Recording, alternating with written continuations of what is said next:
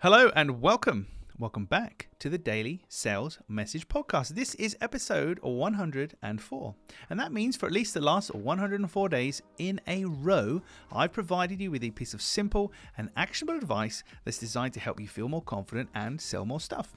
If you're new around here, my name is James Newell and I teach people how to sell for a living. And for me, it comes in two very distinct components. It starts with having a clear sales message. People have to understand what you're trying to sell to them, and then it comes down to selling confidence, the ability to act and to behave confidently in a selling situation. In this episode of the Daily Sales Message, we're talking about one of these little kind of phrases, the quips that I use with my clients and students, and it's persistence without pressure. And let me explain what I mean by that. When it comes to sales and selling, we feel an immense amount of pressure. I've got to close you, or you're going to close me on the reasons why you don't want to buy, blah, blah, blah. It's a really pressured, uncomfortable, awkward scenario for lots of people to be in. And then we're told to follow up 1,000,000 times because eventually they'll come back to you and they'll buy. You just need to persist. And for me, there's kind of truth in both those things, but there's also kind of not. So when it comes to following people up, I like to use a phrase, don't chase them, replace them. So I'm far more likely to put my effort into finding new potential buyers than hounding and endlessly chasing current potential buyers.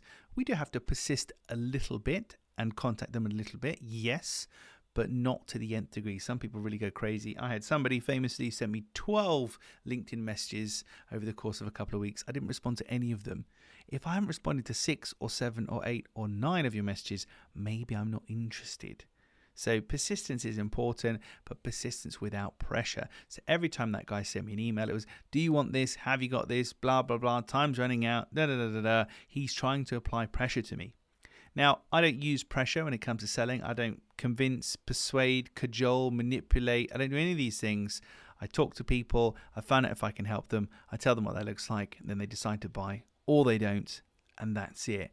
So persistence without pressure is just a reminder that it's okay to persist, and we have to be a little bit persistent in sales and selling, but we don't want to pressurize or push people. So if you find yourself persisting and you're getting nothing back and it just won't feel right, you will feel this, right? It just won't feel right because you feel like you're making a nuisance of yourself. That's when you need to stop. And when you are persisting, you need to be nice and breezy and simple and straightforward in how you're talking to people, and certainly not bringing in scarcity and threats and all sorts of stuff that I've seen people do. It just doesn't work. So the takeaway for today's session is this, and it has been a session. Persistence without pressure is how we should be approaching selling conversations. We need to persist as much as we can, and we need to talk to people, make a good effort to sell to them, make sure they understand what we're talking about.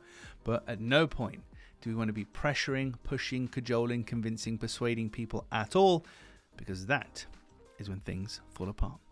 That's it for this episode 104 of the Daily Sales Message Podcast. Tomorrow in episode 105, we're talking about social media handles, and there's a particular hack that is very, very hard to do, but if you can do it, it's very, very cool indeed. But check in with me tomorrow for that episode 105.